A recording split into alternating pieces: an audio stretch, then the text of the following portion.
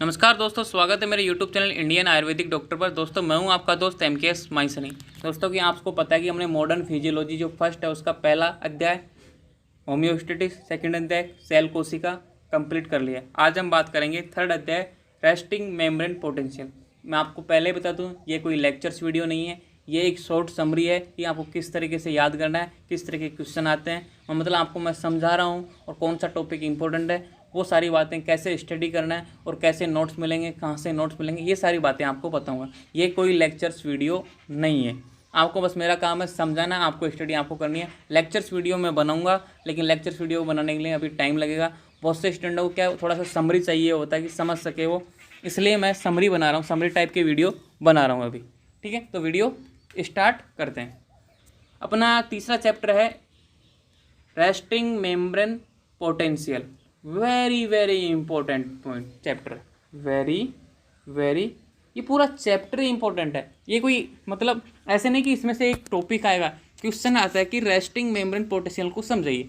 अब देखो आपको ये सारे जितने भी टॉपिक है ना इस चैप्टर में, मेम्ब्रेन पोटेंशियल, तंत्रिका आवेग प्रसारित होने की प्रक्रिया, एक्शन पोटेंशियल, डिपोलराइजिंग अवस्था और रिपोलराइजिंग अवस्था, ये सारी चीज़ें आपको आनी चाहिए, क्योंकि ये क्वेश्चन मैंने बहुत सी एग्जामों में देखा। आप किसी भी राज्य के हो, किसी भी स्टेट के हो, उसमें ये रेस्टिंग मेम्ब्रेन पोटेंशियल का देखो, होम्योस्टेटिक और सेल जो कोशिका वाले 2 चैप्टर पढ़े थे वो इतना इंपॉर्टेंट नहीं है, लेकिन ये जो उन दोनों के मुकाबले 100% ज़्यादा अच्छा है और एग्ज़ाम की दृष्टि से महत्वपूर्ण है। तो इस चैप्टर में से क्या स्टडी करना है, किस तरीके से आपको नोट मिलेंगे और किस तरह के क्वेश्चन आता है वो मैं आपको बताऊँगा। तो वीडियो स्टार्ट करें। रेस्टिंग मेम्ब्रेन पोटेंशियल अध्याय 3। ठीक है, resting membrane potential, membrane potential. ठीक है, transduction of signals of the cellular level, resting membrane potential, action potential. ये सब देखो आपको ये समझना है। कैसे समझना है, इसका मतलब ये है कि तंत्रिका आवेग का संचरण कैसे होता है। भाई अपन जब 10th में या नीट की तैयारी करते समय आपने स्टडी किया होगा, तो मतलब बोलते हैं the outside edge a positive charge, the inside edge a negative charge. ये किसकी वजह से है, ये आपको याद रखना चाहिए। विश्राम अवस्था में सेल मेम्ब्रेन के इनसाइड और आउटसाइड में इलेक्ट्रॉन चार्ज में डिफरेंस रेस्टिंग मेम्ब्रेन पोटेंशियल कहलाता है।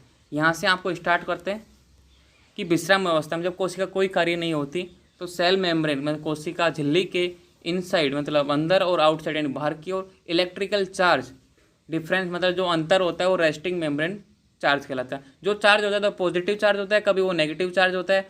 तो कौन कौन सी अवस्थाएं हैं, एक्टिव चार्ज, डिपोलराइजेशन, ये सारी चीज़ें देखो। तो आपको ये इतना 3 मार्क लिख दिए। जब ये क्वेश्चन आता है कि रेस्टिंग मेम्ब्रेन पोटेंशियल को समझाइए, तो आपको ये तीनों चीज़ लिखनी है। पहली लाइन तो यही हो गई, ओके। उसके बाद में in the so difference in the relative concentration of potassium and negative charge protein. तो किसकी वजह से होता है ये, मतलब डिफरेंशियल जो अंदर की तरफ होता है। ठीक है, तो कंडीशन ऑफ पॉजिटिव चार्ज होता है पोटेशियम का और नेगेटिव चार्ज होती है प्रोटीन। तो अंदर प्रोटीन की संख्या ज़्यादा होती है, इसलिए वो नेगेटिव चार्ज होता है। तो inside the cell and the Na+ outside the cell, जो सोडियम आयन की वजह से, सोडियम आयन बहुत मात्रा में होता है, बहुत ज़्यादा मात्रा में होता है, इसलिए पॉजिटिव चार्ज होता है। तो ये आपको याद होना चाहिए। In nerves resting membrane potential 70 millivolt a cell that excited resting membrane potential said to be polarised, मतलब माइनस में 70 मिलीवोल्ट होता है। ठीक है, sodium potassium pumps maintain the sodium and potassium concentration across the plasma membrane polarised. Sodium potassium pump ये sodium potassium के concentration को maintain करता है। जो ये पंप होते हैं जिसके माध्यम से सोडियम और पोटेशियम आयन अंदर और बाहर जाते हैं, इनको ये मेंटेन बनाए रखता है। तो आपको ये 3-4 लाइन इंपॉर्टेंटली याद होनी चाहिए। ठीक है, ये आपको लिखनी है। उसके बाद में भाई सेल मेम्ब्रेन पोटेंशियल के 3 कारक निर्धारित हैं, कौन कौन से, इसको आपको स्टडी करना है। इंपॉर्टेंट पॉइंट है, इसलिए मैं आपको बता रहा हूँ इस चैप्टर में, इसलिए बोल रहा हूँ ये चैप्टर ही इंपॉर्टेंट है। ठीक है, अब आता है कि भाई एक्टिव पोटेंशियल क्या होता है, इसमें कितना होता है। तो जितने भी, जब अपन यहाँ पे आए थे शुरुआत में,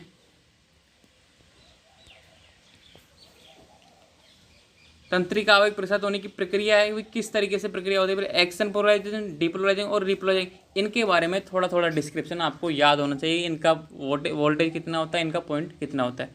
ठीक है, आपको अगर ये PDF चाहिए तो इसका लिंक डिस्क्रिप्शन में मिल जाएगा, मेरे कॉन्टैक्ट नंबर मिल जाएंगे, मेरे व्हाट्सअप नंबर मिल जाएंगे, मेरे सोशल मीडिया हैंडल मिल जाएंगे, आप मुझसे कॉन्टैक्ट कर सकते हैं और ये लिंक ले सकते हैं। लेकिन मैं आपको बता दूँ, जो पहला चैप्टर था होम्योस्टेटिस और दूसरा चैप्टर था कोशिका, उनसे ज़्यादा इम्पोर्टेंट है रेस्टिंग मेम्ब्रेन पोटेंशियल।